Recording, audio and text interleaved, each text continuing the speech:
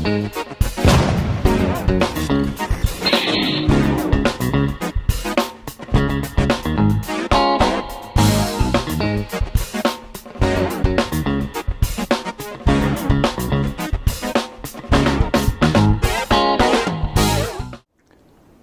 everyone, welcome back to Nat's Knackers Yard. I'll be Nat, this will be my Knackers Yard, and a massive thanks to you guys for your various suggestions, and I think you've now got me on the right track. I haven't replied to them all yet because busy, but I think I've nailed it, and I think it's Rick that's really nailed it for me. And what I'll try and do is I'll take a screenshot and bang this up in the corner, but to read it out, it doesn't make any difference rotating it 180 degrees because they will still be the same relative to the crank, as they'll turn 180 degrees for every revolution of the crank. 2 revolutions of the crank begins, the engine uses a wasted spark system, and a few people have mentioned that. I don't quite get that, which means each cylinder sparks on compression stroke and the exhaust stroke, so it doesn't matter which pair of cylinders under compression. Well, that would go with the book because it doesn't actually tell you that, but that makes sense, and I now get what wasted spark is, i.e. it doesn't just spark on the compression, it sparks on both, so therefore it doesn't really matter. What people are referring to is the possibility the crank was 180 degrees, meaning that 2 and 3 were swapped, showing that's not the case. Well, correct, I can't go 180 out, it will only go on one way. Where my money is on the valves, not having the clearance, they're very small clearance to start with, doesn't take much to close them completely. Now I've got new valves and new valves, different valves in there, newer valves, because the others were out of spec. I've had a quick check, and that's what it is, but I'll go through the process and some of the process with you, but I did have a quick check myself. So what? There is a really helpful section in the Haynes manual on how to do it. That was the other one that I wanted to go through, and actually it was Colin that came up first. A couple of guys have said it. It was Colin that said don't strip it yet and flip it, which is what I was going to do. Do your clearances now, because you're just going to have to, if you do need to change your shims, I have the tool to do it, but if you do need to change your shims, it's a damn sight easier when the cams aren't on, and you're fucking bang on, mate. And a couple of other guys have come in as well. I think it was Colin that said it first. Absolutely fucking bang on. If I was to take all this off, flip it, which actually, as Rick's pointed out, doesn't make any difference, then I would then have to install it all back on, do the valve clearances, and then arse around with the tool, pushing each individual bucket down, doing it that way. Whereas the situation I'm in at the moment, I know what the shims are in there because I wrote them down before I put it back together, and they are all the same. They were 275s on the inlet and 260s on the exhaust. So I know what they are, so I can do the valve clearances stuff, strip them all off, and then work it that way. And when I strip it off, obviously I'll confirm that the shims are what I've written down, what I thought they were when I reinstalled it. I'm adamant they are, but I'll triple check. I have had a quick go, and I have some zeros. So what? I have 0 clearances on some of them. I did a really quick dirty version of this last night, not writing anything down, not doing it formally, but I've got zeros. Now to me that means that even on even when the lobes aren't engaged or on the, you know, if they're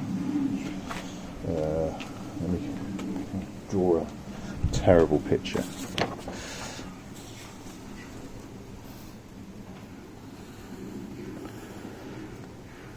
Yeah, if that's the lobe, that's the bucket, you know, even when they are not engaged, actually it goes better, though, it's better to do it that way, isn't it? They're still pushing on the bucket. There you go. Light-handed now, that's very, very dainty of you. If there's no gap there, if the bucket is all the way up there, it is effectively holding that valve open. So that's why I've got such a low compression, because the valves aren't closing. They're not given the opportunity of closing because they don't have the space in the valve gap to close. But I'll get you on a frame. I'll stop talking bollocks, I promise. and we'll go through the process.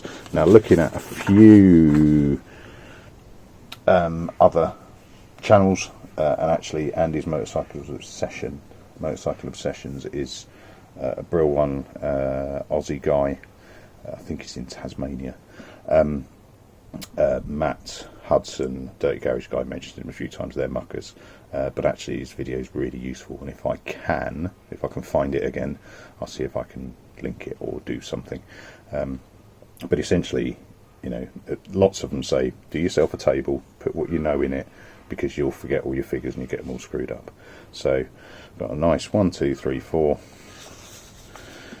If I thought about it, I would have put exhaust, inlet the other way around, because that's the way they are on the bike, but hey, so inlet, exhaust. So what I'm going to do is measure the existing clearances for each one, fill this in stage 1.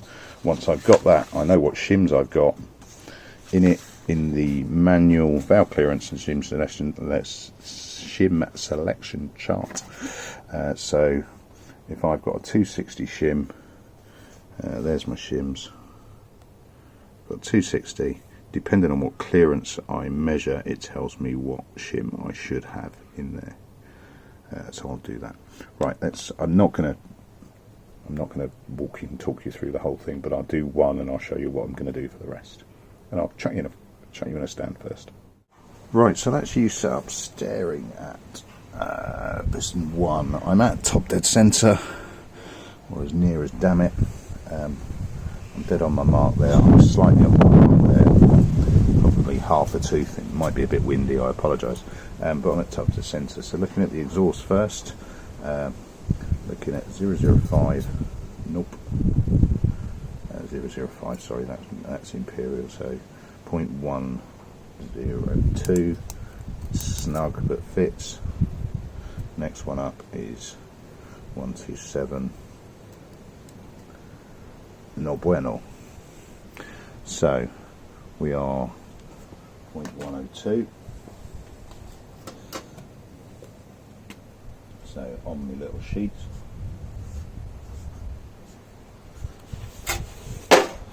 my horrendous handwriting, 102.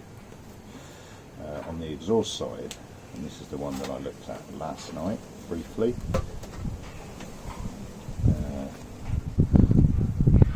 let's try 0.76, no bueno.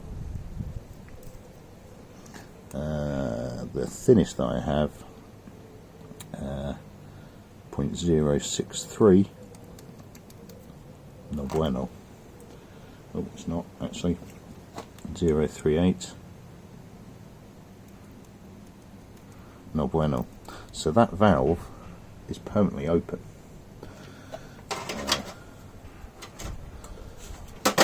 Which goes on my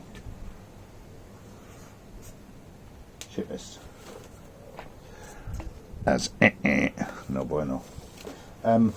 Right, so that's cylinder 1 done. What I then do, according to the book and the mighty internet and everything else, is go to 2, which is 180 degrees out, or 180 degrees rotation forwards, which is not far off that. I do the same for 2, so I will do, I've done, been a prick already, they're the wrong way round. Knew I should have done this fucking orientated the same way.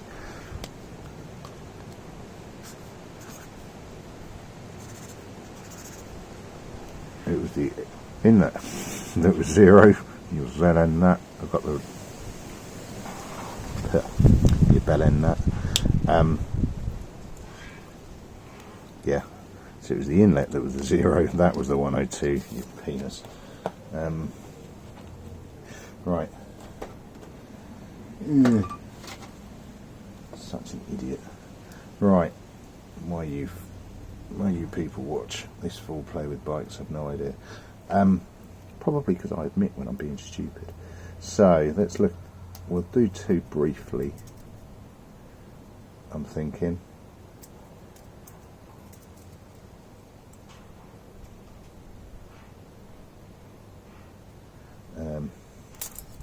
So looking at 2, looking at the exhaust, I'll go thinnest to start with. Yep. Look at 063. Yep. Look at 076. Yep. Trying to avoid the natural urge to lick my fingers when things are sticking together, but I'm not a big fan of oil. Right, so 0102. Yeah. So 076 on the exhaust side, and that you fool. So exhaust 076. On the inlet side, nope.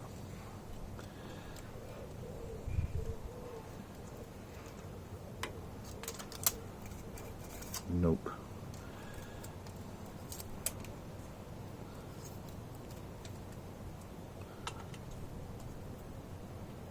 Nope. I think I've got another one permanently down. Yep. So on the inlet on 2, it's another 0. So it looks like all of my inlets are staying open. Right, it's now another rotate back to top dead center, and then it's 4. Cylinder 4, not 3. So it's 1, 2, 4, 3. So to top dead center, or as near as, damn it. My cam is probably a little bit out. So doing 4, starting on the exhaust side. I'll start with my lightest one, which is what I have. Yep, that's it. Right. So that's measured. Let's see what that means as far as it goes. But I do have at least 3 closed valves on the inlet side. But let's have a look at the sheet. Right, I've done me tabling. So on the inlet side, I use the edge of the paper here. On the inlet side, I've got 260 shims incomplete. So 260 on the edge of the white paper there. So it's a case of looking up the clearance measured, looking across and seeing what shim is actually required for it. So I've done that across the board. So by my measurements, the zeros are interesting, because if you've got 0 clearance, you know, and you've got a 3, come on, got 0 clearance and you've got a 320, go down to a 305. Well, you could still have 0 clearance, so you could potentially be chasing your way across. But you know, you do what you can do. Weather's turned beautiful again. So anyway, but that's what I've got so far. So according to my measurements, I need 260s across 1, 2, 3, 265 on 4, and on the exhaust side, I need to drop to from a 260 to a 245, a 250. 245 and a 250. You can see my little coloured dots there. So if I need 3 260s, I've already got those in the exhaust, so they can just swap over. That's fine. 265. I do have a few spares. So from the other set of buckets, from the other set of shims that I bought, came with the buckets and the shims in them. So I have a bit of a stash. So I've got that. What I don't have is 245, 250s, and 245s. So I'll get those on order, and I think we're good. And that will bring the clearances up to the targets that we are going for. And the targets that we're after on the inlet side, 016020, 016020. Now, you know, frankly, there'd be a lot more maths involved if I didn't have the table to look up, and I'd have to use those. But as it is, you know, Yamaha have done it for you. Their maths is better than mine. And yeah, we're good. So what? You were right. It's my valve clearances. Now I didn't change those, or I didn't change those. I didn't measure those and adjust them, etc. when I pulled it together, because I didn't think they'd be that far out. And you know, I'm dropping from 275 down to 260. Dropping from 260s to 245s, etc., etc. You know, they're far enough out. So I'm dropping from sort of, looking at the old chart, I'm dropping from sort of there to there. Not massively out, but when you combine it with the fact that my timing is slightly out as well, i.e. I haven't hit the dots on the camshafts, I think that's what's done it. That's what has done it. Right, so what am I going to do now? I'm going to move the bike forward about a foot to get out of the rain, and I'm going to start stripping down, because I am going to put that new head gasket in, which is actually relatively fortunate because I can do it. Well, it's not fortunate, I wish I wasn't doing it.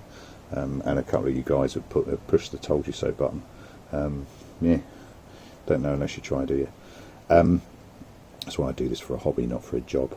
Well, one of many reasons. Being shit at it is one of them. So I'm going to need to strip that down, but I can do all of that while I'm waiting for the waiting for the postman. I haven't ordered it yet. While I'm waiting for the postman to get the shims correct. But you were right, people. It's valve clearances.